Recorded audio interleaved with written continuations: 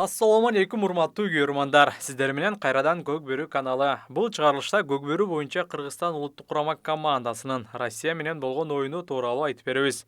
Ошондой эле достук оюнчуларынын калыстарга нааразычылыктары барбы деген суроого жооп беребиз. Жагымдуу жаңылыктан баштасак, 10 май күнү Кыргыз Республикасынын Көк Бөрү боюнча курама командасы Алтай Республикасына жөнөп кеткен. Алгач команда Новосибирскке учак менен барып, андан ары 700 километр автоунаа менен Алтайга жетип барышкан.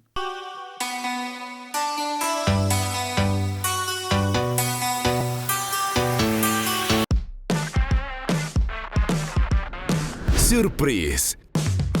Эки эсе көп интернет. Переходи на О тарифтеринде. Сенде дагы көбүрөөк мүмкүнчүлүктөр бар. Көбүрөөк баарлашуу, көбүрөөк көрүү, көбүрөөк ырахаттануу. Жазды О мобилдик оператор менен тосуп ал.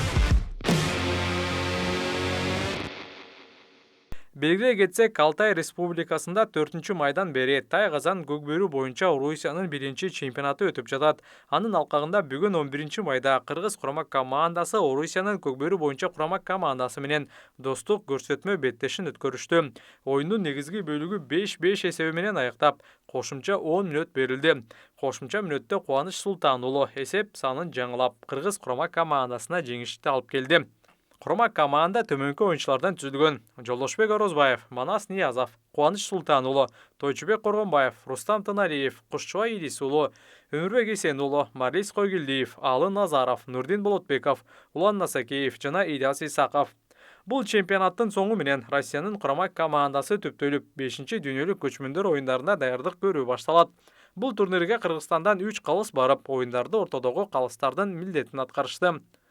Достуктун жекеме-жекедеги оюнчусу Бексултан Абдикалил уулу 3-орун үчүн оюнда акыркы булитти чыгарып кеткени тууралуу айтып берди. Биз үчүн дагы биз күтпөгөн оюндар болду. Кечээки оюн дагы жакшы болду. Бүгүнкү оюн дагы жакшы болду. Акырында намус үчүн деп чыгып жанды сайдым акыркы оюнга. Болушунча жанды сайып акыркы голду салдырбашка аракет кылдык. Достуктун көрөрмандары ушунчалык акыркы убакытка чейин болчу эле да, бүгүн андай көрөрман жок. Мындай силер дагы ушул жерге баттага чыгып, бир башкача болуп калдыңар да. Билбейм, көрөрмандар кечээки оюндан кийин ичине таарынып калышканбы, көрүнбөйт го бүгүн чакта. Көрөрмандарга эмне айтасыңар? Алдыда кандай оюн тартуулап бересиңер? Алдыда мен жеке өзүм быйыл командага жаңы келип атам. Буюрса экинчи оюн эле, буюрса көрөрмандар үчүн жакшы оюндар тартуулап, достук, мурунку достукту кайра достук кылабыз буюрса. Ал эми оюндагы калыстар тууралуу оюнчу буларга токтолду. Претензия эми кечээкиде претензияны айтсак көрөрмандар аркылуу экен. Калыстар антесиңер, мынтесиңер деп. Претензиясы жок мынсында. Болсо дагы айтпайм претензиямды. Кечээкиде өтө талкуу жаралды. Болсо дагы айтпайм претензиямды. 9-май жеңиш турниринде Талас облусунун 3 командасы 3 лигада чемпион болду. Таластык командалардын даярдыгы тууралуу Талас облусунун Көк Бөрү федерациясынын жетекчиси Эрлан Абдыкапаров буларга токтолду. Бул даярдык жогоруда айтылгандай биз күзүндө баштаганбыз. Жетекчи болуп дайындалгандан баштап айыл өкмөттөр чемпионаты, андан кийин райондор аралык чемпионаты өтүп, ошол жакта эле ушул 40 жаштагы байкелерибиз кошо чаап жүргөн, машыгуу жакшы болуптур. Командалар жакшы түптөлүп, ошол командалар жетектеп жүргөн байкелерибизге, ийгилерибизге Аллахтан ыраазы болсун. Ушундай жакшы ийгиликтер биздин федерацияга чоң жетишкендик.